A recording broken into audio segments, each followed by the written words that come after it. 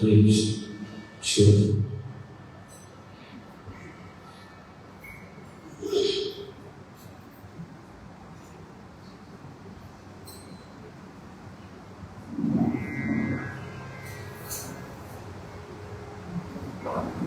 वृंदावन सोवन नहीं, नंदगांव सोग्राम, वंशीवट सोवट नहीं, श्री राधा गोविंद सो राम। श्री राधा गोविंद श्री राधा गोविंद।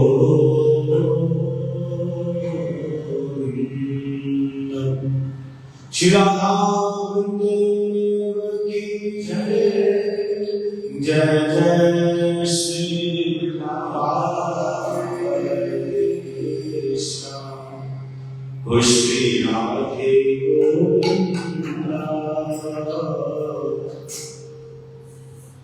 मन भजे हरिका प्यारा श्री राधे गोविंद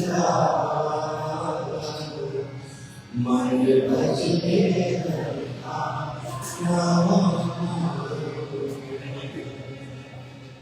गोपाल हरिका प्यारा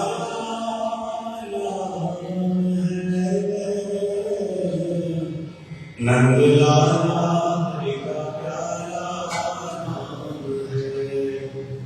जय गोविंदा जय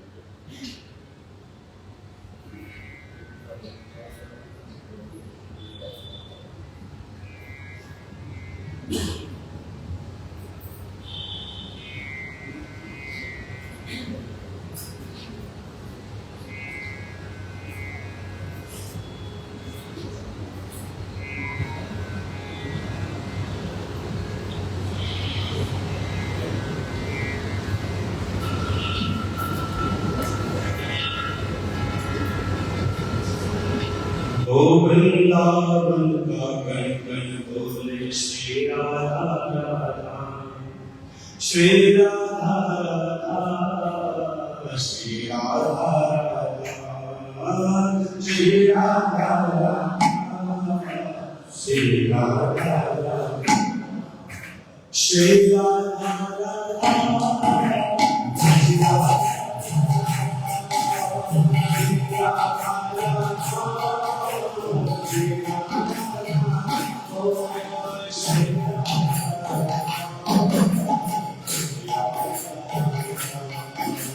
Shri Radha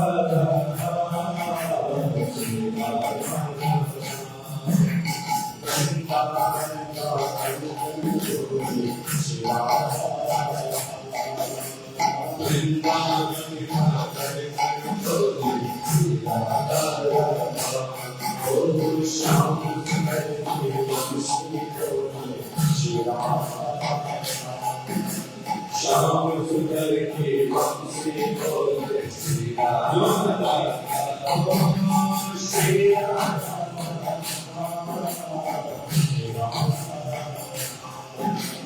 Shri Radha,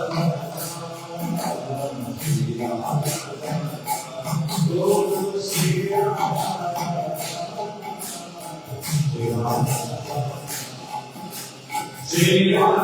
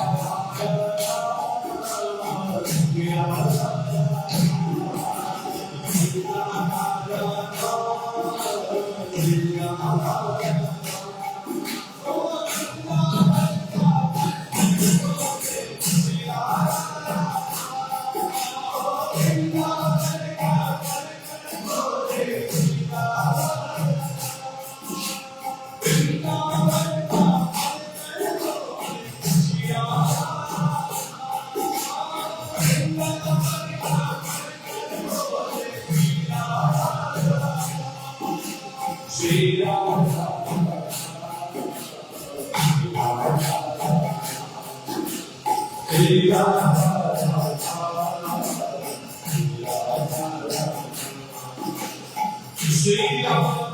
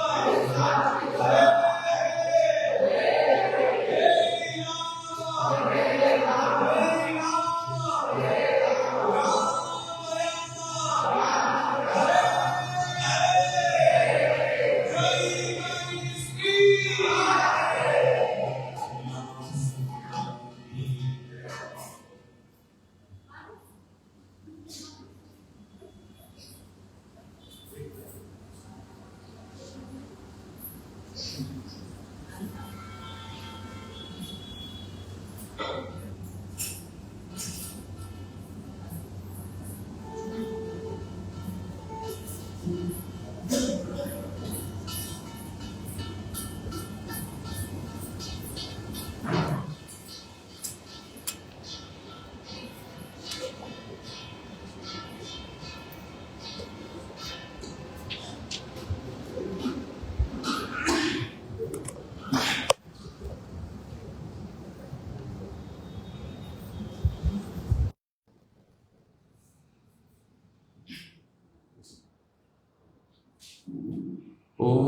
अज्ञानतिमिरान्धस्य ज्ञानञ्जनशलाकया चक्षुरुन्मिलितं येन तस्मै श्रीगुरवे नमः।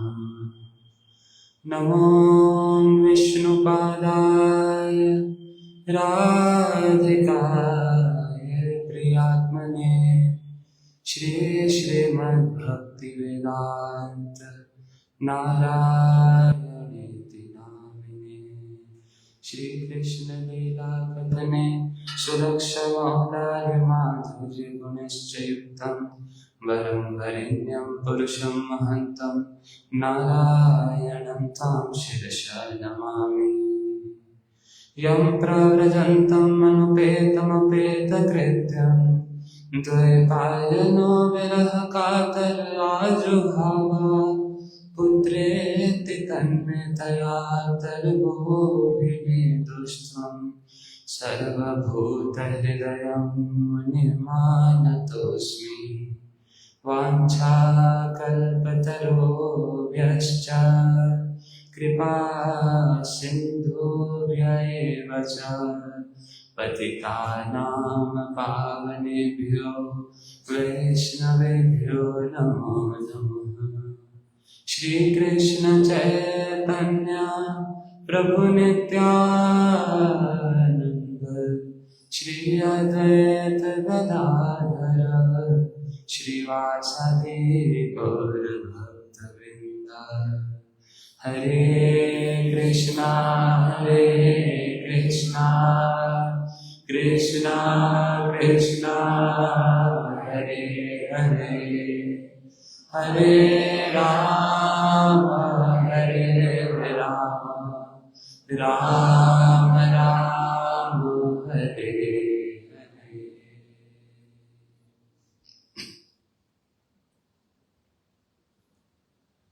हम लोग इस शुभ पुरुषोत्तम मास में श्रीमद् भागवतम को श्रवण कर रहे हैं। कल हम लोगों ने पुरुषोत्तम मास की महिमा, उसके विषय में जाना कि पुरुषोत्तम मास क्या होता है, और उससे पहले हम लोग श्रवण कर रहे थे कि जो श्रीमद् भागवतम है वो किस प्रकार इस जगत में श्रील वेदव्यास जी द्वारा निर्मित हुई, अर्थात प्रकाशित हुई। श्रील वेदव्यास जी के विषय में हमने श्रवण किया, कैसे नारद मुनि के आशीर्वाद से, उनके कृपा से, उनके निर्देश से श्रील वेदव्यास जी ने श्रीमद् भागवतम को भक्ति योग का याजन करके, अर्थात भक्ति योग को पालन करके उन्होंने श्रीमद् भागवत अर्थात श्री कृष्ण के पूर्ण रूप से उनके लीला परिकर, उनका धाम, उनकी शक्तियां सारे उन्होंने अपने नेत्रों से उसका दर्शन किया, और वो ही क्या है, श्रीमद् भागवतम।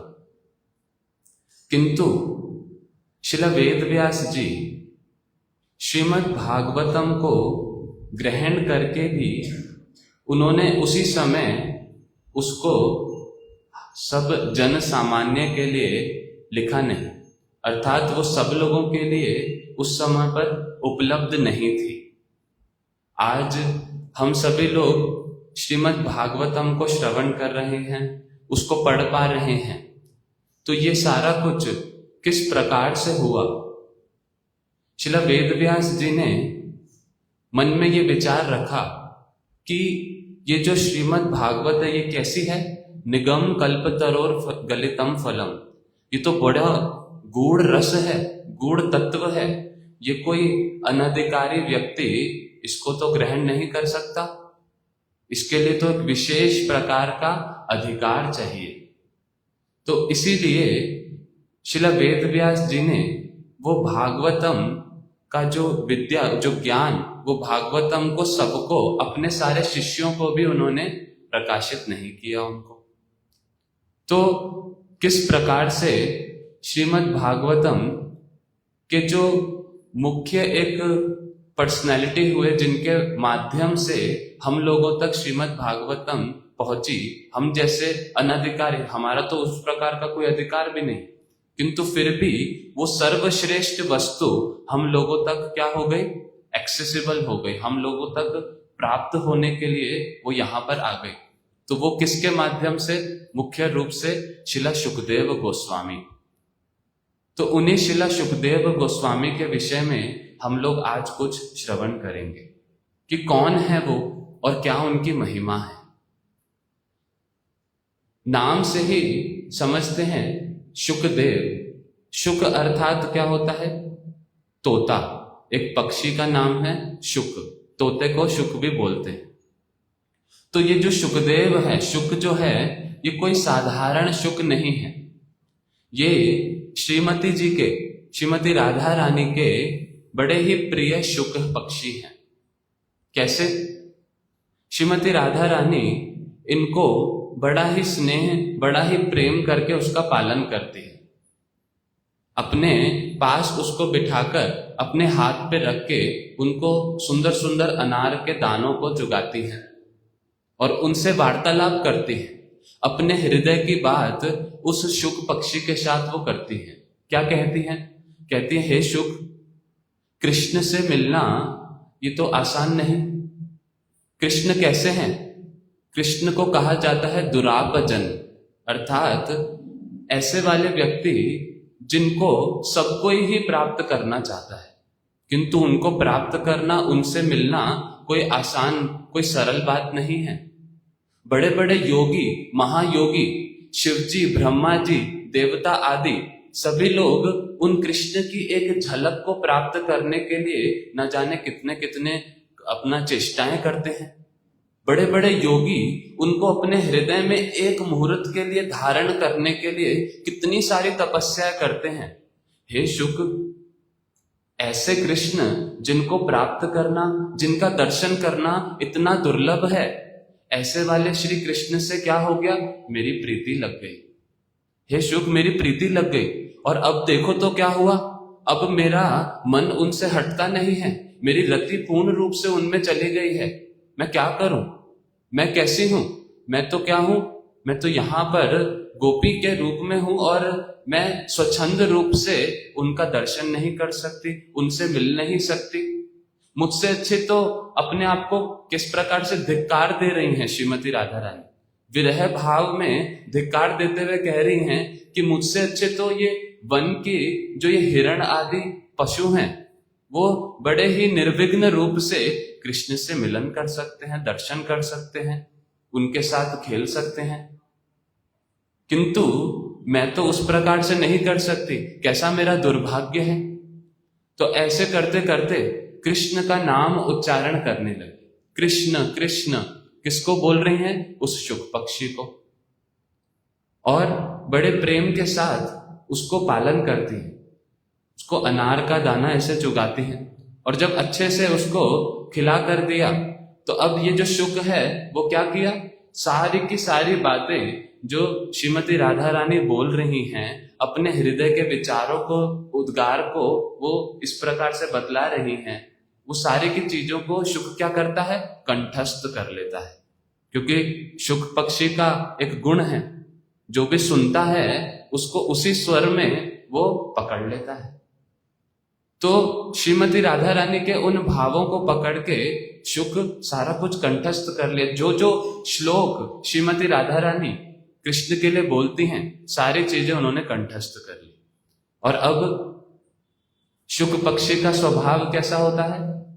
चंचल स्वभाव होता है। पक्षी है, इधर उधर उड़ता है, तो एकदम से राधा रानी के हाथ से उड़ के वो शुक पक्षी पेड़ की डाल पे बैठ गए, एक पेड़ से दूसरी पेड़, एक अट्टालिका से दूसरी अट्टालिका, और ऐसे करते करते वो नंदगांव के किनारे पे आ गए, नंदगांव में पहुंच गए।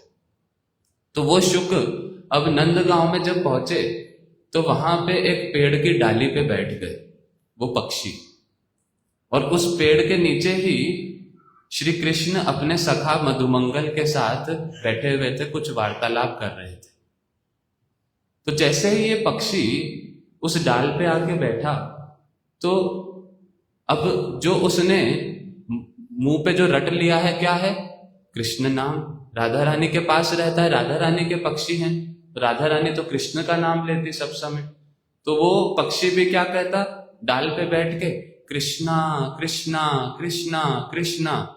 तो जब नीचे कृष्ण बैठे हैं वो उस पक्षी का ही स्वर सुनते कि मेरा नाम कौन उच्चारण कर रहा है, और ये तो जो स्वर है ये कौन सा वाला है, तो राधा रानी वाला स्वर है। श्रीमती जी यहाँ पर आ गई क्या, कहाँ पर है? तो कृष्ण चारों तरफ देखने लग गए कि कहाँ से ये स्वर आ रहा है मेरे नाम का, कितना मधुर स्वर है, कितने प्रेम के साथ निकल रहा है, राधा रानी का ही नाम है, राधा रानी के मुख से ही ये तो आ रहा है।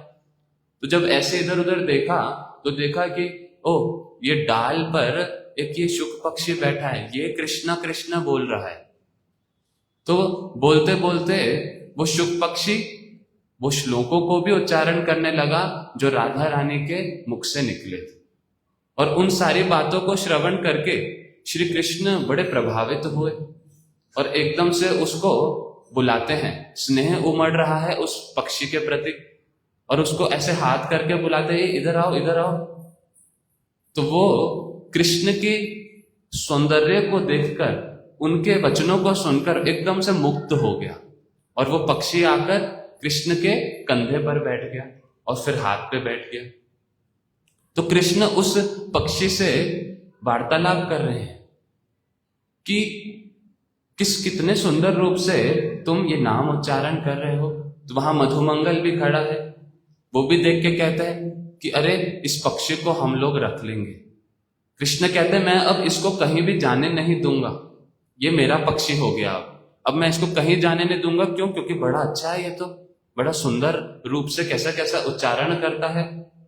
अब वो पक्षी खुद ही हताश होकर, हताश क्यों हो रहा है? कृष्ण के पास रहकर भी हताश होकर एक श्लोक का उच्चारण करते हुए बोलता है कि हाय हाय कितने सुंदर रूप से श्रीमती राधा रानी मुझे अपने हाथों पर बिठाकर मुझे अनार के दाने खिला रही थी, और मेरा स्वभाव कितना खराब है, ये पक्षी जैसा चंचल स्वभाव, जिसके कारण मैं उनको छोड़कर आ गया। लेकिन यहां पर भी जहां आया तो वहां कहां? कृष्ण के पास। अब कृष्ण इनको छोड़ना नहीं चाहते और वो भी कृष्ण से मुक्त हो गए एकदम। तो इतने में ही राधा रानी की एक सखी मधुरिका वो वहां पर आती है, वो देखती है अरे ये तो राधा रानी का पक्षी है, राधा रानी का शुक है, ये शुक यहां कहां से आ गया? वहां पर राधा रानी इस शुक के विरह में, मतलब शुक से भी वो दूर हो गई, मतलब ये शुक में तो उनके प्राण बसते थे, इन्हीं से तो वो सारी वार्तालाप करती थी, तो ये शुक आ गया, मतलब राधा रानी कैसे वहां जीवित होंगी? तो वो एकदम से आके मधुमंगल से कृष्ण से कहती है ये मेरी सहेली का पक्षी है, ये मेरी सहेली का शुक है, इसको वापस कर दो। तो मधुमंगल कहते हैं कहाँ की आई रे तू, कहां से तेरा हो गया ये? जो भी इसके अगर मालिक है तो वो स्वयं आएंगे, वो लेंगे, तो ये पक्षी अपने आप उनके पास चला जाएगा, हम तुम्हारे को नहीं देंगे। तो वो मधुरिका कहती है कि नहीं नहीं, मेरी सहेली तो यहां नहीं आएगी, किंतु आप ये पक्षी दे दो। तो इतने में ही यशोदा मैया आ जाती है। अब यशोदा मैया जैसे ही आती हैं तो वो मधुरिका को देख के, उस सखी को देख के बड़े ही प्रेम से उसको आलिंगन करती है, पूछती है हालचाल। तो जब कृष्ण और मधुमंगल वो देखते हैं कि अरे ये तो अंदर तक इनकी पहुंच है, कि मैया के साथ इनका इतना स्नेह है, तो मैया तो कैसे भी करके फिर ये पक्षी को दे देगी इसको। तो इसलिए क्या करते हैं, वो फिर उस प्रकार से कुछ विचार करते हैं कि कैसे हम बचे। मैया आके बोलती है कि वो मधुरिका उनको बोलती है मैया को कि मैया मैया देखो ये मेरी सहेली का पक्षी है, ये लोग दे नहीं रहे हैं। तो मैया उसके कान में बोलती है कि मैं अपने आप से सारी व्यवस्था कर दूंगी, तुम चिंता मत कर। और फिर उसके बाद मैया क्या करती है, वो पक्षी को, शुक को कृष्ण से मधुमंगल से छीन लेती है और कहती है तुम इतना समय हो गया यहां पर तुम बैठे हो, जहां कोई पशु पक्षी मिल जाए उसके साथ ही लग जाते हो। चलो घर पे नंद बाबा आ गए हैं और उनको भोजन के लिए इंतजार हो रहा है, तुम चलो, सुबह से स्नान भी नहीं किया। तो ऐसे डांट डपट कर यशोदा मैया कृष्ण को ले गई, मधुमंगल को भी साथ में ले गई। और फिर अंदर ही जब वो स्नान करने गए, उस पक्षी को लेकर पीछे से राधा रानी की एक और सहेली धनिष्ठा, उसको देकर फिर राधा रानी के पास उसको पहुंचवा दिया। तो जब राधा रानी वापस से उस शुक पक्षी से मिली तो वो उनको हाथ में रख के कहती है, शुक तुम कहां चले गए थे? तुम जैसे उड़े, ऐसा लगा मेरे प्राण भी उड़ गए। इतना स्नेह श्रीमती राधा रानी का उस शुक पक्षी के साथ। और इस प्रकार से उनको फिर से वो लालन पालन करने लगी, स्नेह करने लगी। तो ये जो शुक है, जिस प्रकार से रामचंद्र जी की कथा में हम लोग श्रवण करते हैं कि जब राम जी और अपने सारे परिकरों के साथ वो इस धरा धाम को छोड़ के वापस अपने धाम में जा रहे हैं, तो पीछे से हनुमान जी को छोड़ के गए। किस कारण से हनुमान जी को छोड़ा? कि हम लोग यहां से जाएंगे तो पीछे से हमारी जो लीला कथाएं हैं वो इस संसार के लोगों को तुम प्रदान करना। तो ऐसे ही भगवान कृष्ण अपने सारे परिकरों के साथ जब लीला संवरण करके गोलोक वृंदावन की तरफ जा रहे हैं, तब उन्होंने किसको छोड़ा पीछे? इन शुक पक्षी को। इन शुक पक्षी को छोड़कर बोला कि हे शुक, तुम हमारी सारी जो लीला कथाएं हैं उसका सुंदर रूप से यहां पर वर्णन करना, जगत वासियों का कल्याण करना। तो इस प्रकार श्री कृष्ण उस शुक पक्षी को यहां पर छोड़ के चले गए अपने सारे परिकरों के साथ। तो वही शुक पक्षी फिर इस धरा धाम पर यहां पर उपस्थित होते हुए कई समय तक इधर उधर रहते हुए जी रहे हैं, किंतु मन नहीं लग रहा बिल्कुल भी। क्यों मन नहीं लग रहा? जिन्होंने राधा रानी का संग, कृष्ण का संग, उनके साथ उनका स्नेह को प्राप्त किया, तो यहां पर इस संसार में कहीं पर भी किसी चीज में मन लगेगा?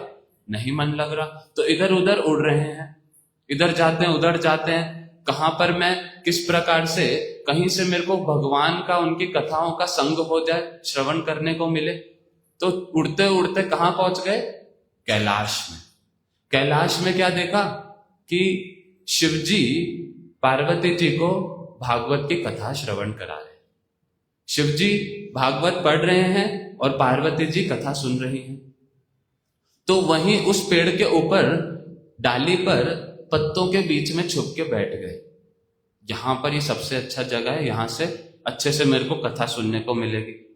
तो अब कथा चल रही है, पार्वती जी सुन रही हैं। तो सुनते सुनते बोलती हैं आगे, अच्छा। तो ऐसे बोलती हैं तो शिवजी उसको उच्चारण करते हैं, भागवत को पढ़ते हैं, आगे आगे चलते हैं।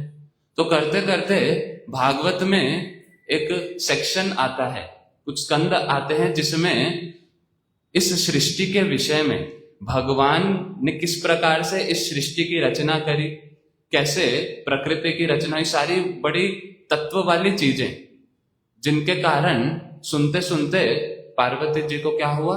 नींद आ गई। तत्व की ज्यादा बात होती है तो नींद आ जाती है, समझ नहीं आता है, क्या बोरिंग लगता है थोड़ा, तो नींद आ गई। तो अब जो शुक पक्षी जो डाली पे बैठा, वो तो सुन रहा था सारी कथा, साथ साथ पार्वती जी का हाँ वो भी सुन रहा था। तो वो उन्होंने उनका स्वर पकड़ लिया, उन्होंने देख लिया पार्वती जी तो सो गई, अब वो नहीं करेंगी तो शिव जी पता चल जाएगा, कथा सुनाना बंद कर देंगे। लेकिन ये कथा तो बड़ी सुंदर चल रही है भागवत की, मुझे पूरी सुननी है। तो इसलिए पार्वती जी के स्वर से क्या करने लगे? आगे, अच्छा, हाँ, तो उससे क्या, शिव जी रुके नहीं, उनको लगा पार्वती जी अभी भी सुन रही हैं, और वो कथा को बोलते रहे, आगे चलते रहे। तो जैसे आगे बढ़े, कृष्ण की लीलाओं को भी श्रवण कराया अच्छे से। तब काफी समय बाद पार्वती जी की एकदम से आंखें खुली, जैसे नींद टूटी। तो एकदम से बोला, अरे मैंने तो सुना नहीं, मैं तो सो गई थी, आप फिर से स्टार्ट करो। कहते वो तो ठीक है, किंतु अभी तक कौन सुन रहा था, फिर इतनी देर से कौन कर रहा था? तो पार्वती जी की, मैं तो नहीं कर रही थी, मैं तो अच्छे से सो रही थी। तो शिव जी इधर उधर देखने लगे कि कौन है ऐसा अनधिकारी व्यक्ति। किसी अनधिकारी व्यक्ति ने अगर ये सुन लिया तो अनर्थ हो जाएगा। भागवत ये कैसी है, अमृत कथा है, ये अमर कथा है। इसको सुनने से व्यक्ति, ये तो अमृत है, इसको सब कोई पान नहीं कर सकता, सारे कोई अधिकारी नहीं है। तो इधर उधर जब देखा तो ऊपर पेड़ पे देखा कि एक इस शुक पक्षी बैठा है, जरूर इसी ने ही क्या किया है, का उच्चारण करके इसने सारी भागवत सुन ली, यह अनधिकारी है। तो अपना त्रिशूल हाथ में उठाया और उसके पीछे उसका वध करने के लिए भागने लगे। तो जब शुक पक्षी ने देखा कि उनके प्राण संकट में हैं, तो वो एकदम से उड़े और उड़ के कहां पर अपने प्राणों को बचाने के लिए भाग रहे हैं, पीछे पीछे शिव जी भाग रहे हैं। तो कैलाश से कहां पहुंचे, बद्रिका आश्रम। वहां पर बद्रिका आश्रम में वो शुक पक्षी उड़ते उड़ते पहुंच गए। बद्रिका आश्रम में क्या है, वेद व्यास जी का आश्रम है, वेद व्यास जी का स्थान है। तो वहां पर जब पहुंचे, पीछे पीछे शिव जी अपना त्रिशूल लेके भाग रहे हैं। अब ये शुक पक्षी वेद व्यास जी के आश्रम में, वेद व्यास जी क्या कर रहे थे, अपनी पत्नी को वो भी भागवत श्रवण करा रहे थे। क्योंकि पहले हमने श्रवण कर लिया कि कैसे वेद व्यास जी को भागवत का पूर्ण दर्शन हो गया नारद जी की कृपा से, भक्ति योग का पालन करके। अब अपनी पत्नी को वही भागवत की सुंदर सुंदर कुछ कुछ कथाएं श्रवण करा रहे हैं। तो जब उनकी पत्नी वो कथाओं को सुन रही है, कृष्ण की महिमा को, उनकी सुंदर सुंदर लीलाओं को श्रवण कर रही है, तो वो बड़ा आश्चर्यचकित होती है। अच्छा, हाँ, तो जब व्यक्ति आश्चर्यचकित होता है तो क्या होता है, उसका मुख खुला का खुला रह जाता है। वो ऐसे इतनी सुंदर लीला है भगवान की। तो जब मुंह खुला का खुला रह गया तो वो पक्षी, शुक पक्षी उनके आश्रम में गया और उनके मुख से उनके गर्भ में चला गया, छुपने के लिए। किससे, शिव जी से। वो तो प्राण लेने के लिए पीछे पीछे भाग रहे हैं। तो अब शिव जी जब आश्रम में प्रवेश किए, एकदम से हड़बड़ाहट में वेद व्यास जी उठे, दोनों ने एक दूसरे को प्रणाम किया। वेद व्यास जी पूछते हैं, शिव जी ये कैसा स्वरूप, त्रिदंड लेके ऐसे एकदम से भाग रहे हैं आप, क्या हो गया? कह रहे, अरे किसी अनधिकारी एक पक्षी ने क्या सुन लिया, श्रीमद् भागवतम की कथा सुन ली, अनर्थ हो गया, वो अधिकारी नहीं, तो इसीलिए मैं उसका वध करने के लिए जा रहा हूं। तो वो वेद व्यास जी कहते हैं कि आप खुद ही कह रहे हैं कि भागवत जो है वो तो अमर कथा है, अमृत कथा है, उसका कोई पान कर ले तो वो तो अमर हो जाता है। तो किस प्रकार से आप उसको मारने के पीछे भाग रहे हैं? आप मार पाएंगे उसको? उसने तो भागवत सुन ली। तो शिव जी एकदम से हंसने लगे, अपना सर खुजाने लगे, अरे ये तो मैंने सोचा ही नहीं। तो वो वहीं पर ही फिर लज्जित होके हल्का सा वहां से चले गए। तो वेद व्यास जी ने सारा कुछ देखा कि हाँ, पक्षी अंदर गया, उनके गर्भ में है, पेट में है, किंतु अब वेद व्यास जी अपना भागवत को ही, उनको, अपनी पत्नी को श्रवण करा रहे।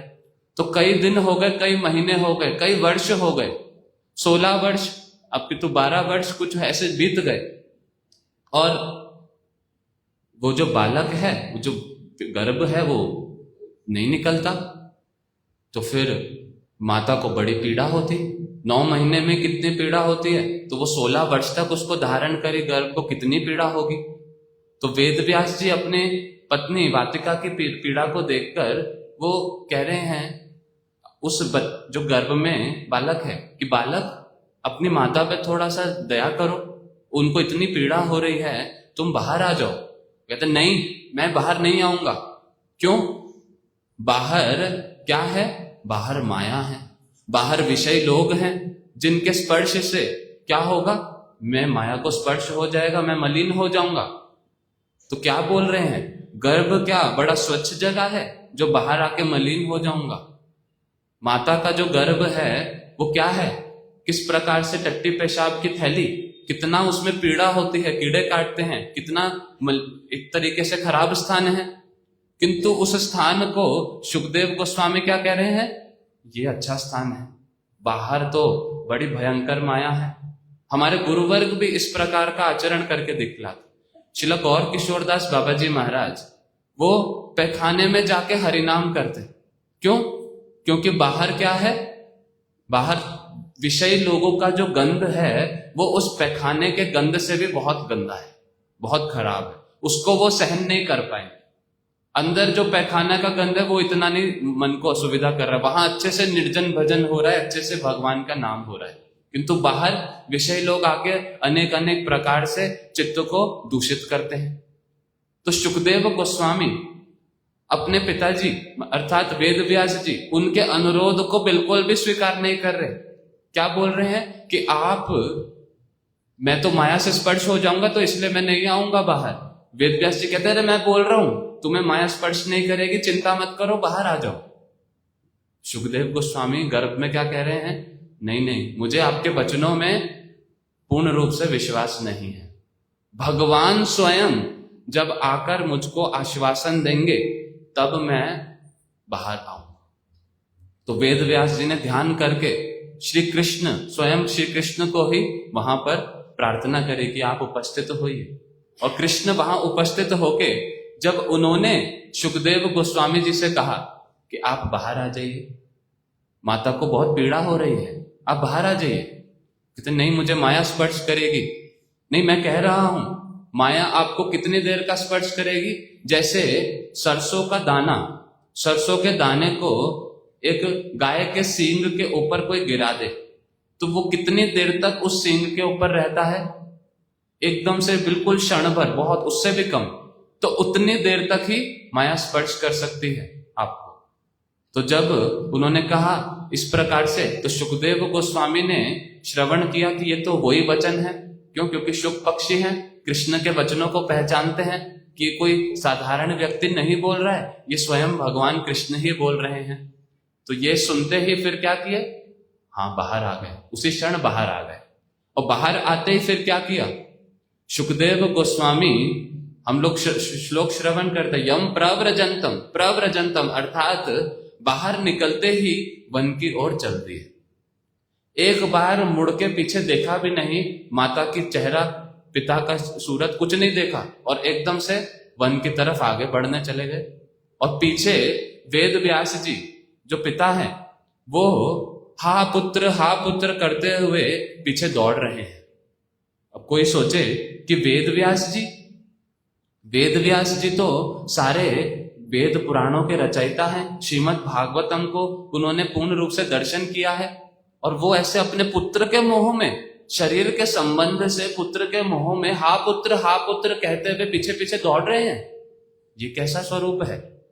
तो इसको गुरुजन हमें समझाते हैं कि कभी भी इस प्रकार से बुद्धि नहीं रखना। वेद व्यास जी आदि गुरु हैं, वो इस प्रकार से अपने पुत्र के बाहरी रूप से, मतलब कि शरीर के संबंध के कारण कि मेरा पुत्र मेरी सेवा करेगा, बड़ा अच्छा रहता, ये भाग रहा है, ये तो छोड़ के जा रहा है मुझे, उस भावना से पीछे पीछे नहीं जा रहे।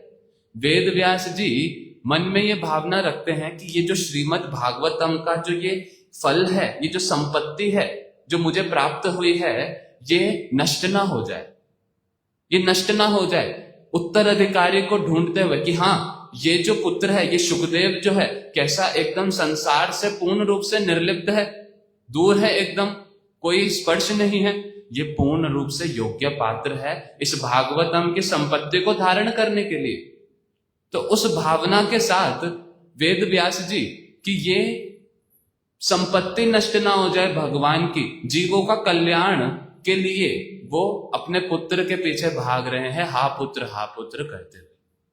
और जब चल रहे हैं तो सुखदेव गोस्वामी जरा सा भी उस बात को सुनते नहीं, अपना वो आगे चलते जा रहे हैं। और किस प्रकार का उनका प्रभाव, सभी जो वृक्ष हैं वन के, उन वृक्षों के अंदर वहां पर भी उपस्थित होकर अर्थात वृक्षों के माध्यम से वेद व्यास जी को उत्तर दे रहे हैं, कौन किसका पुत्र, ये मोह को त्याग दो और वापस चले जाओ, मैं आपके पास वापस नहीं आने वाला। तो ऐसे करते करते सुखदेव गोस्वामी वन की तरफ जा रहे, पीछे पीछे वेद व्यास जी आ रहे अभी भी। तो आगे चलते चलते एक सरोवर आया, उस सरोवर में अप्सराएं, रमणियां, सुंदर सुंदर कन्याएं वो वहां पर स्नान कर रही। वो कन्याएं वहां पे स्नान कर रही, अपने वस्त्रों को साइड में रखकर अपना वहां पर वो उस सरोवर में स्नान करती, और वहीं से ही बिल्कुल बगल से श्री सुखदेव गोस्वामी चलते हुए जा रहे हैं। उन्होंने देखा सुखदेव गोस्वामी को, किंतु किसी प्रकार की कोई लज्जा को अनुभव नहीं किया, और उनके पीछे पीछे सुखदेव गोस्वामी चले गए। पीछे पीछे श्री वेद व्यास जी जब पुत्र को ढूंढते हुए आ रहे हैं, तो वेद व्यास जी कैसे हैं अभी? सुखदेव गोस्वामी है 16 वर्ष के युवक, बालक, और कैसी अवस्था है? गर्भ से बाहर आते ही चल दिए, कोई वस्त्र शरीर पे धारण नहीं कर रखा, पूर्ण नग्न है। और दूसरी तरफ वेद व्यास जी, वेद व्यास जी कैसे, कितनी उम्र है, पूरे सफेद बाल, सफेद दाढ़ी, यहां तक कि भौहें भी सफेद हो गई, और इतनी उम्र हो गई। अब जब पीछे पीछे जा रहे हैं तो उसी स्थान से सरोवर में अब जो सारी जो कन्याएं हैं वो वेद व्यास जी को देखकर एकदम से अपने अंगों को ढकती हैं, लज्जा अनुभव करती हैं। तो वेद व्यास जी देखे ये कैसा आश्चर्य, वो उनसे पूछे, पुत्रियों, मेरा युवक बालक अभी यहां से नग्न अवस्था में गया, तब तुम्हारे को कोई संकोच हुआ नहीं, कोई लज्जा अनुभव हुई नहीं। मैं तुम मेरे कैसे, मेरी नाती पोती, बेटी के बेटी कितनी छोटे हो तुम मेरे से, और तुम्हें मेरे को देख के लज्जा अनुभव हो रही, ये कैसे? तो उन स्त्रियों ने उत्तर दिया कि आपके जो वो पुत्र हैं सुखदेव जी, उनको इतना भी फर्क नहीं पता कि लकड़ी क्या है और लड़की और लकड़ी में भी उनको फर्क नहीं पता।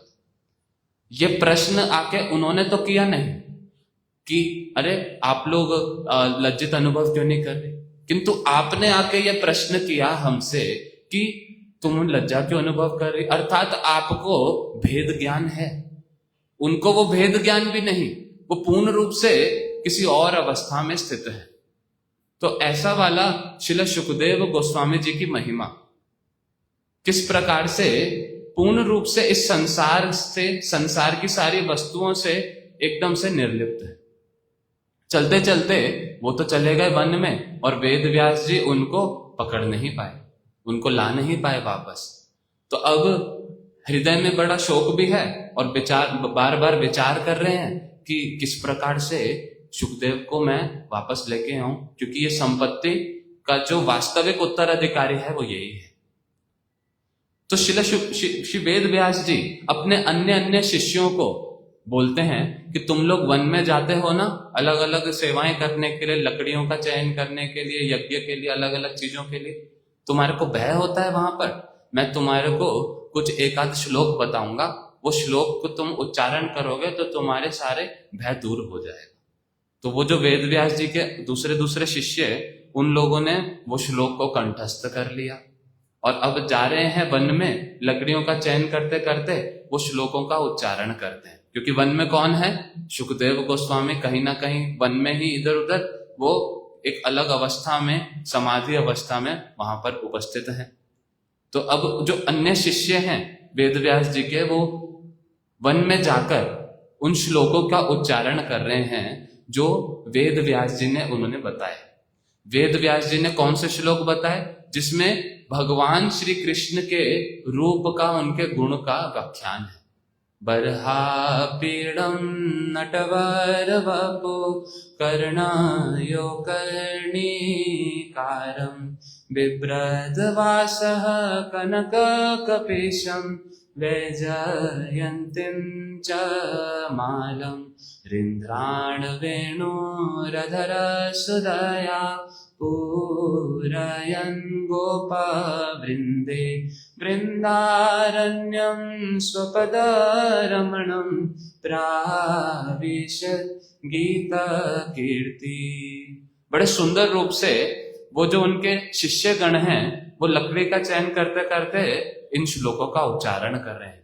सुखदेव गोस्वामी जी के कान में जैसे ये श्लोकों के शब्द गए, वो विचार कर रहे हैं ये कौन है ऐसा व्यक्ति, किसके बारे में ये बात कर रहे हैं, कैसे वाला, कितना सौंदर्य रूप है, त्रिभंग ललित, सिर पे मोर मुकुट, हाथ में वंशी, कैसे उनके नेत्र, कैसे उनकी एकदम से उनकी पर्सनालिटी, वो सारी चीजों को श्रवण करते हुए एकदम से सुखदेव गोस्वामी जो एक बहुत ही ऊंची अवस्था में है, ब्रह्म में लीन, एकदम से पूर्ण रूप से समाधिष्ठ, किंतु उनका वो जो रस जिसको वो आस्वादन कर रहे वो टूट गया, क्योंकि एक और बड़ा रस मिल गया। क्या, कौन सा बड़ा रस? कृष्ण के सौंदर्य के बारे में सुनने से जो उनको आनंद की अनुभूति हुई, वो एकदम से मन में विचार कर रहे हैं कि ये कौन है, मैं इनसे मिलना चाहता हूं, मैं इनके बारे में और जानना चाहता हूं, इतनी सुंदर ऐसी पर्सनालिटी।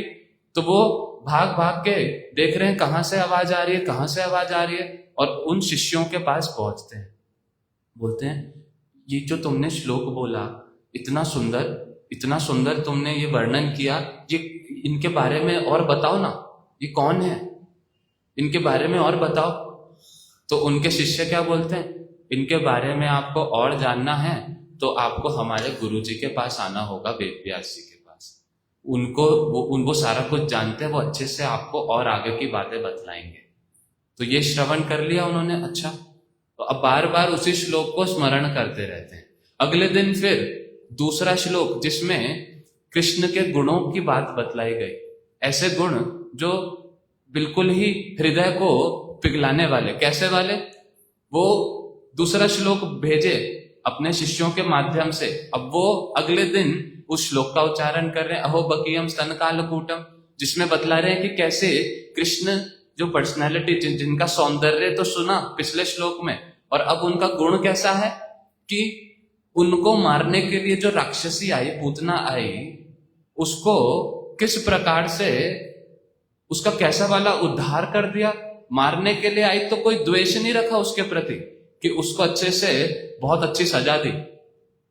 उसको क्या किया, वो पूतना जो कृष्ण को मारने के लिए आई थी, उसको माता की गति, धात्री गति, माता जैसी पोजीशन उसको गोलोक वृंदावन में प्राप्त करा दी, ऐसी वाली ऊंची।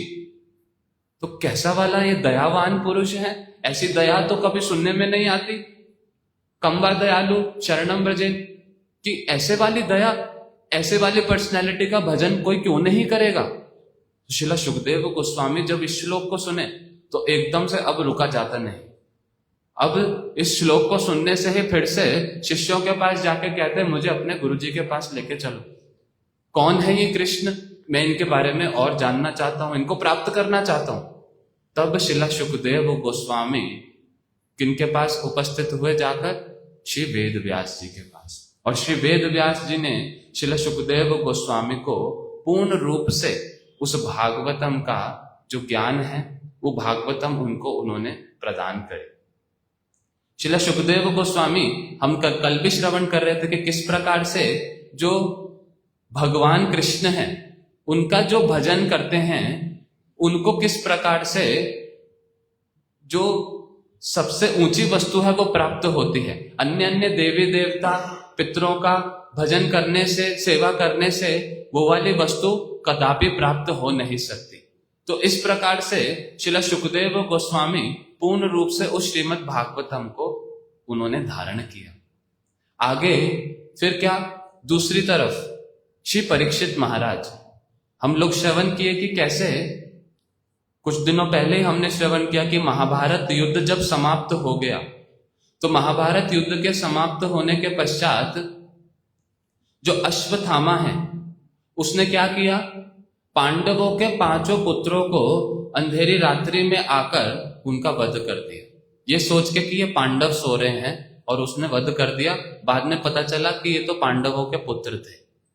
तो जब पता चला तो सारे लोग शोक करते हैं, दुर्योधन तक शोक करता है, किंतु अश्वत्थामा अच्छा है, मर गए, अब इनके वंशज सारा खत्म हो गया, सारा वंशज खत्म हो गया। तो इस उल्लास में वो घूमता, किंतु सारे जो पांडव हैं वो बड़े पीड़ित होते हैं। अब एक वंश अभी भी बच गया। कौन? अर्जुन और सुभद्रा जी के पुत्र अभिमन्यु।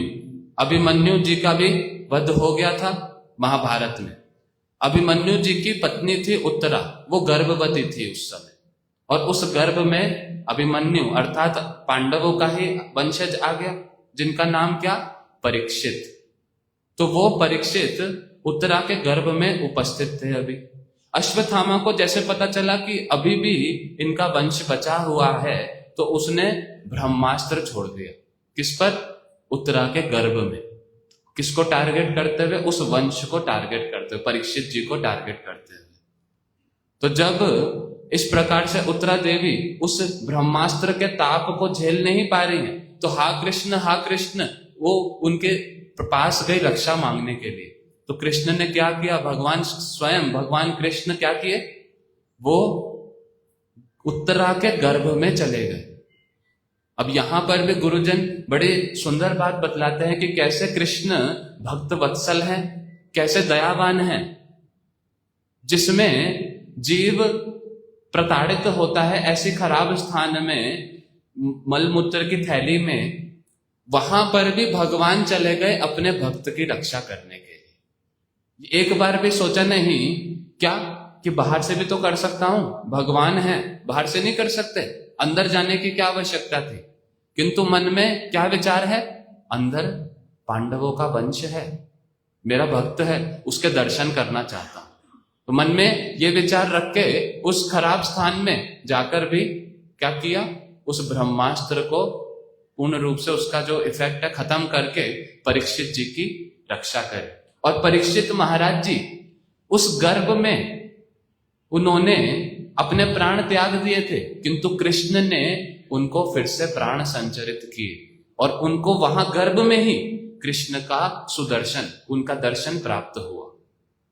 कृष्ण का दर्शन प्राप्त करके और अपने प्राणों को संभाल के बचकर फिर जब बाद में वो उनका जन्म हुआ तो सारी बातें तो भूल गए, अपने बचपन की भी सारी चीजें याद नहीं, किंतु गर्भ में जो कृष्ण का दर्शन हुआ उस दर्शन को वो मन में छवि रह गई कि मेरे प्रभु जिन्होंने मेरी रक्षा करी, जिनके कारण आज मैं जीवित हूं, तो क्या मन में आती है भावना? और उनके बारे में जानने की, उनको प्राप्त करने की। तो पूरा जीवन परीक्षित महाराज जी, पूरा जीवन बाल्यकाल से ही पूरा जीवन उनका किस चीज में गया? कृष्ण को ढूंढने में। जहां जाते हैं देखते हैं कहां कृष्ण मिल जाए मेरे को, सबकी शक्लों को देख के उस छवि के साथ कंपेयर करते हैं। जो वो छवि मैंने गर्भ में देखी थी, वो क्या सी सुंदर छवि, कहां है कहां है, सब समय उन्हीं के चिंतन में।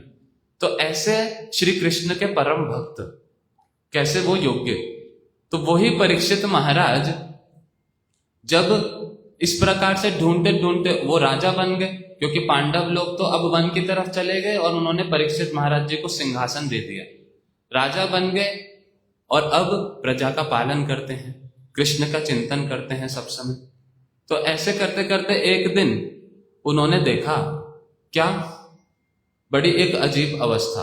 सबसे उस अवस्था में क्या देखा कि एक शूद्र व्यक्ति, कली जो है, कली शूद्र का रूप धारण करके, शूद्र राजा ऐसे धारण करके रूप, वो एक गाय बैल को बड़ा प्रताड़ित कर रहा है। तो जब उन्होंने देखा कि ये कौन है, गाय और बैल जो हमारे पूज्य हैं, गाय, उनको प्रताड़ित कर रहा है, उनपे आक्रमण कर रहा है, हमला कर रहा है, उनको कष्ट दे रहा है, तो एकदम से परीक्षित महाराज जी उसके पास पहुंचते हैं और उसको वध करने के लिए आगे बढ़ते हैं कि तुम कौन हो? वो कहता है मैं कली पुरुष हूं। कली पुरुष, कलियुग आने वाला है, तो कलियुग का जो मूर्तिमान स्वरूप उसको बोलते हैं कली पुरुष।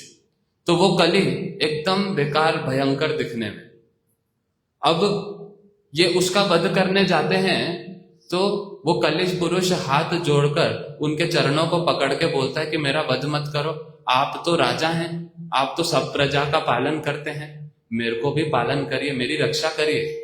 परीक्षित महाराज जी दया के सागर, तो उन्होंने क्या किया? उन्होंने कहा ठीक है, मैं तुम्हारे को कुछ कुछ स्थान दे देता हूं, जिसमें तुम रह सकते हो, किंतु वो कली को पूर्ण प्रभावशाली उन्होंने होने दिया नहीं। ऐसा वाला उनका पराक्रम परीक्षित महाराज जी का कि कली को भी उन्होंने रोक दिया एक प्रकार से। तो उन्होंने क्या बोला कि 4 स्थानों में आपको वास प्राप्त हो। कौन से? पहला, मांस खाने में, मीट ईटिंग। जो भी व्यक्ति मांस का भक्षण करेगा, उसको खाएगा, हिंसा करेगा जीवों पे, पशुओं पे, तो वहां पर कली विराजित है। ऐसा व्यक्ति उस कली से प्रभावित होगा। दूसरी जगह बताई, मदिरा पान करने में। जो मदिरा पान करेगा वो वहां पर कली विराजित है, तो कली का प्रभाव उस पर पूर्ण रूप से पड़ेगा, पाप पड़ेंगे अच्छे से, सारे खराब जो रिजल्ट्स हैं उसको मिलेंगे। तो मांस, मदिरा और जुआ जहां पर होगा वहां पर भी कली का पूर्ण वास है। और चौथा, रहो।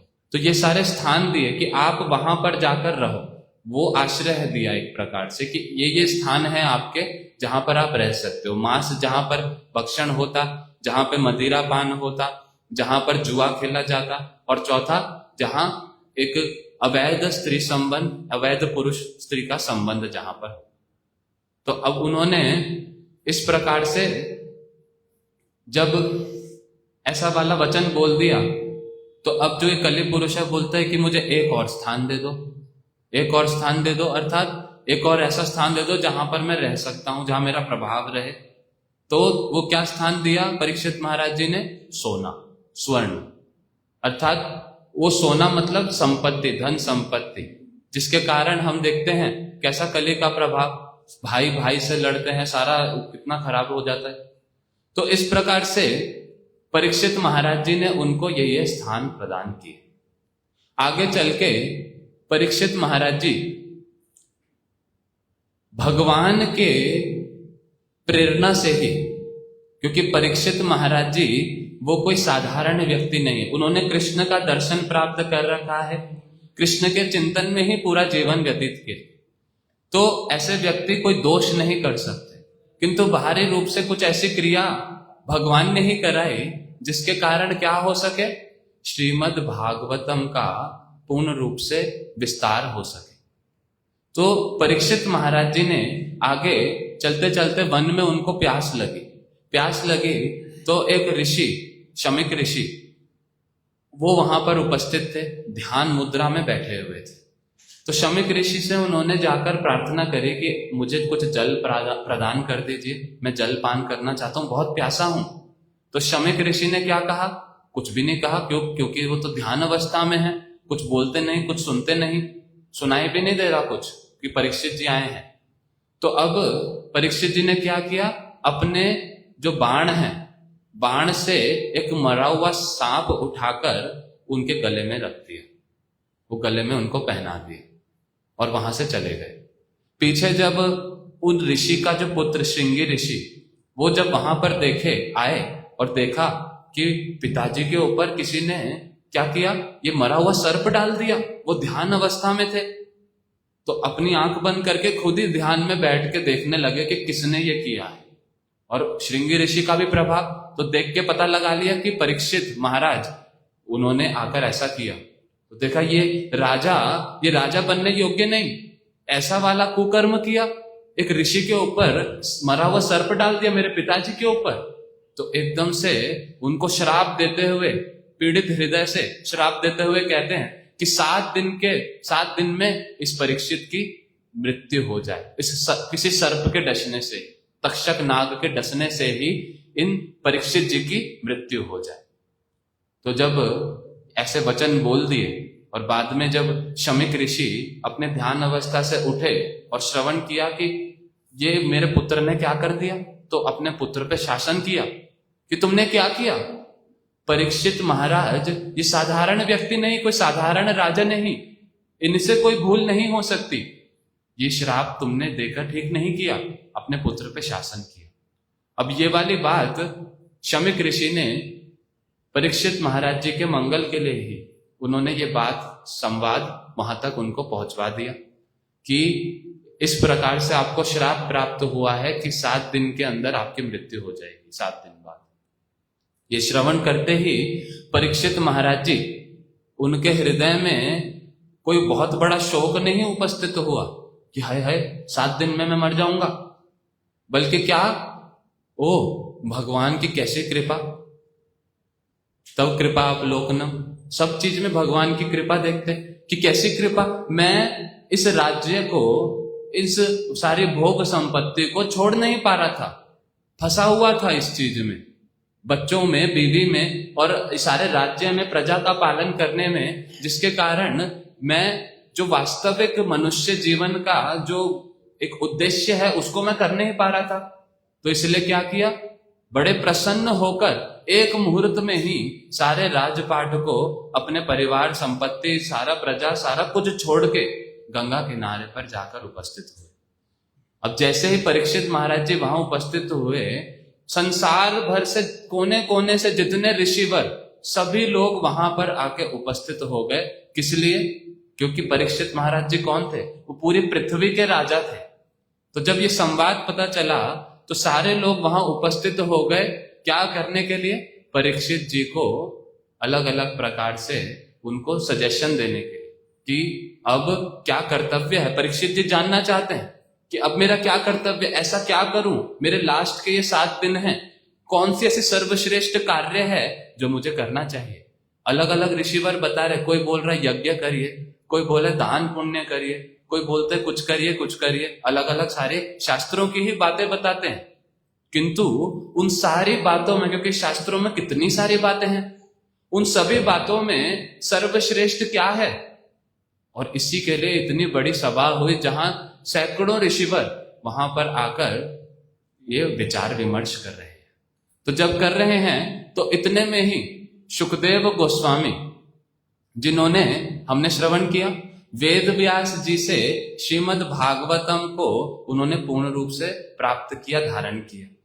अब अपना वो चलते जा रहे हैं, एक गांव से दूसरे गांव करते करते वो क्या किए, इस सभा में जहां पर सारे ऋषि मुनि बैठे हैं, मुनिजन सब बैठे हैं और विचार विमर्श कर रहे हैं परीक्षित महाराज जी के मंगल के लिए, तो वहां पर शुकदेव गोस्वामी का आना हुआ।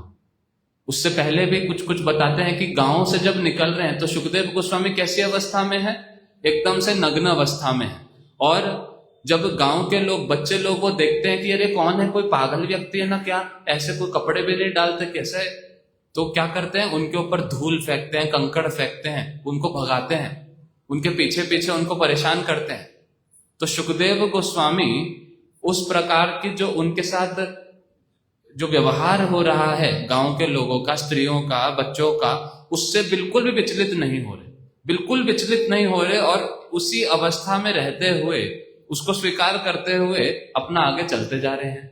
अब पीछे पीछे ये जो गांव के स्त्रियां, बच्चे, ये लोग जब पीछे पीछे उनको मारते हुए, कंकड़ धूल फेंकते हुए चल रहे हैं, आगे जाके देखा कि हाँ इतने सारे ऋषि मुनि बैठे हैं। जैसे शुकदेव गोस्वामी वहां उपस्थित हुए, सारे के सारे ऋषि मुनि, सारे के सारे बड़ी बड़ी पर्सनालिटी सब खड़े हो गए उनके आदर के लिए।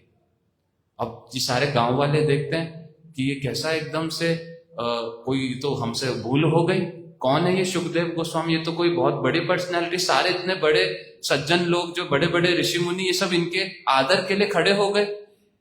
अब यहां पर गुरुजन बतलाते हैं कि कैसे शुकदेव गोस्वामी जब इतना सम्मान प्राप्त कर रहे हैं ऋषि मुनियों से, बड़े बड़े लोगों से, तब भी वो कैसी अवस्था में, एकदम वैसी ही अवस्था में जैसे जब उनको सारे कंकड़ धूल फेंक रहे थे। वहां पर भी किसी प्रकार का विकार नहीं, यहां भी किसी प्रकार का विकार नहीं कि अरे देखो मैं कितना बड़ा, सब लोग मेरा सम्मान करें, नहीं। तो शुकदेव गोस्वामी वहां पर उपस्थित हुए, और वहां पर उपस्थित होकर उन्होंने, परीक्षित महाराज जी ने उनसे ही क्या किया, उनसे प्रार्थना करी कि आप मेरे पास, क्योंकि शुकदेव गोस्वामी सारा कुछ जानते हैं, इसलिए वहां पर उस समय उपस्थित हुए कि 7 दिन में परीक्षित की मृत्यु होगी। तो इसी कारण फिर यहां पर अब यह सभा उपस्थित हुई। जहां पर परीक्षित जी को उपलक्ष्य करते हुए शुकदेव गोस्वामी जी ने वो सर्वश्रेष्ठ वस्तु, क्योंकि कई बार सर्वश्रेष्ठ वस्तु कब पता चलती है? एक इमरजेंसी सिचुएशन में पता चलती है। हमारे घर में आग लग गई तो क्या वस्तु उठानी है, क्या संभालनी है, वो कब पता चलता है? जब आग लग गई तब मैं वही वस्तु उठा के भागूंगा, उसकी रक्षा करूंगा, सारी चीजें तो नहीं लेऊंगा, कुछ भी इधर उधर ध्यान नहीं जाएगा फिर मेरा। तो ऐसे ही ये इमरजेंसी सिचुएशन जिसमें 7 दिन में परीक्षित महाराज जी की मृत्यु हो जाएगी, उस इमरजेंसी सिचुएशन में क्या सबसे ऊंची चीज है जो एक मनुष्य, एक जीव को प्राप्त करना चाहिए, जिसमें अपना समय देना चाहिए? उस विषय को श्रीला शुकदेव गोस्वामी ने बताया कि वो क्या है? श्रीमद् भागवतम। तो ऐसी वाली चीज जो इमरजेंसी में सबसे उपयोगी है, वो ऑब्वियसली सब समय फिर सबसे ज्यादा श्रेष्ठ है, सर्वश्रेष्ठ है, कि 7 दिन में उन्होंने फिर परीक्षित महाराज जी को श्रीमद् भागवतम का पूर्ण रूप से उन्होंने विस्तार उनको श्रवण कराया। समय श्रीमद् भागवतम महापुराण की जय। वांछा कल्पतरुभ्यश्च कृपा सिन्धुभ्यश्च पतितानां पावनेभ्यो वैष्णवेभ्यो नमो नमः।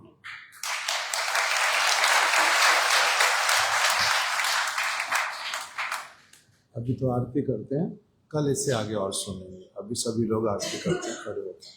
हरे कृष्ण।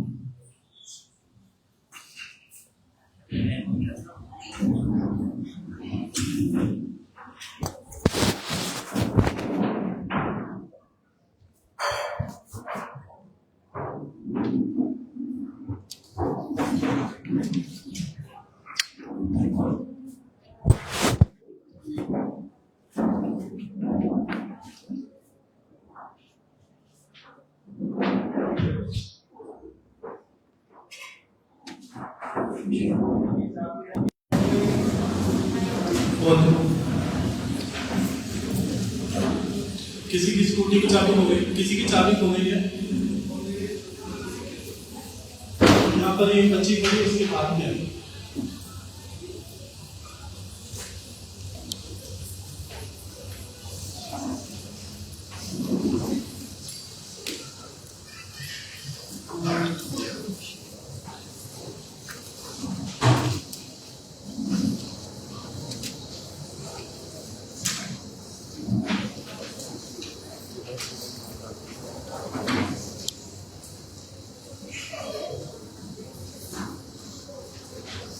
श्री जगन्नाथ कदाचिन्तायन्ति तद्विनाशं मुदभिः नारी वदनकमाला सारमपूर्णा रमशङ्करनामयप्रतिगाढे साचिमकारो जगन्नाथ स्वामी जगन्नाथ स्वामी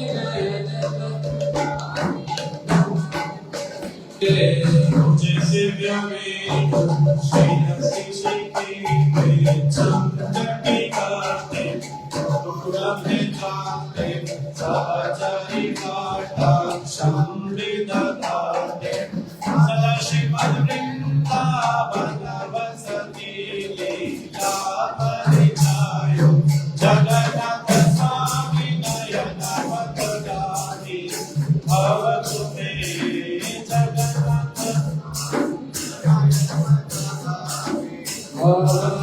मे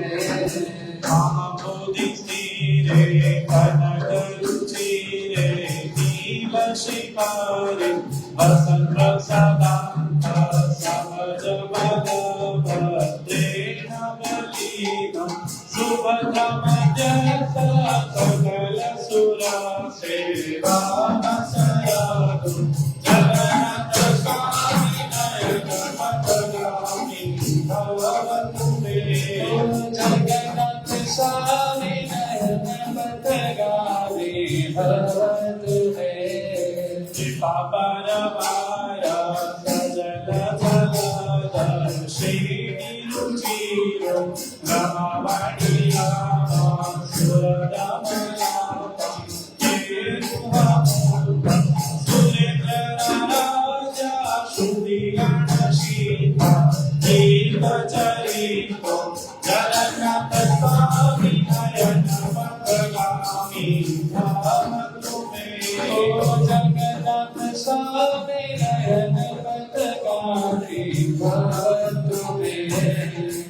गरुडो गच्छन् पतिमिलितापो देवपटाले सुतिभावभावं प्रतिपदमोपं कर्णसदाय दया सिन्धुपन्तु सकलजगतां सिन्धुसुताय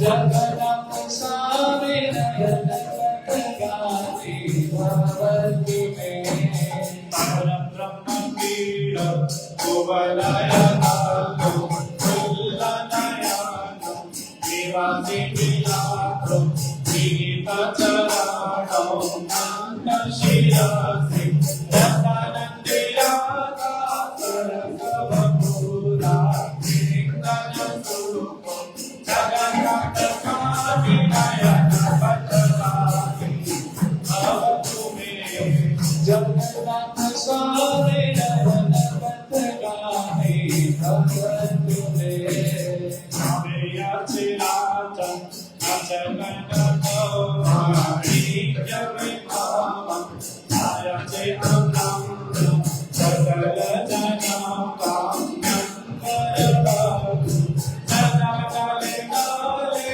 ब्रह्मपतिना गीतचरी जगन्नाथ स्वामी नयन पथगामी भवतु मे जगन्नाथ स्वामी नयन पथगामी भवतु मे परं संसारं विपदरमासारं सुरपापि परं पवमानं विदतिमपारं यादवपत्रे आहुतिगणाते श्रीपचरणो निश्चितमेवं जगन्नाथ स्वामी नयन पथगामी भवतु मे जगन्नाथ स्वामी नयन पथगामी भवतु मे जगन्नाथस्तकं विनयपठेता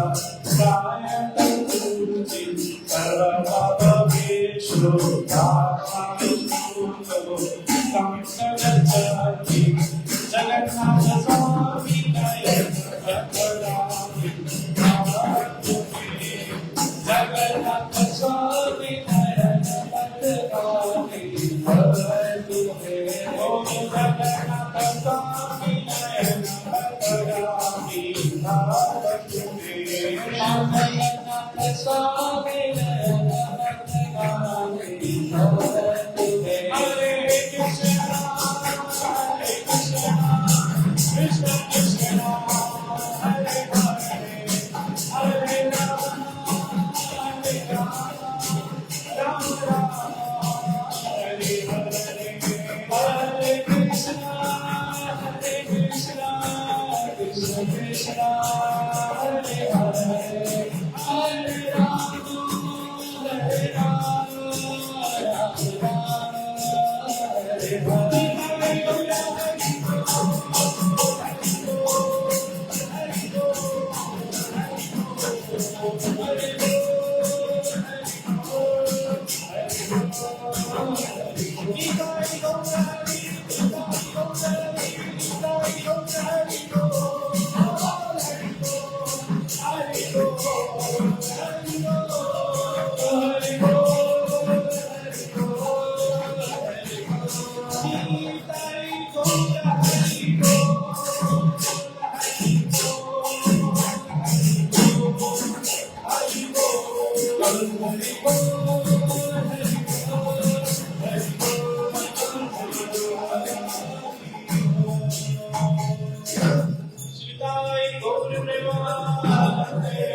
हरे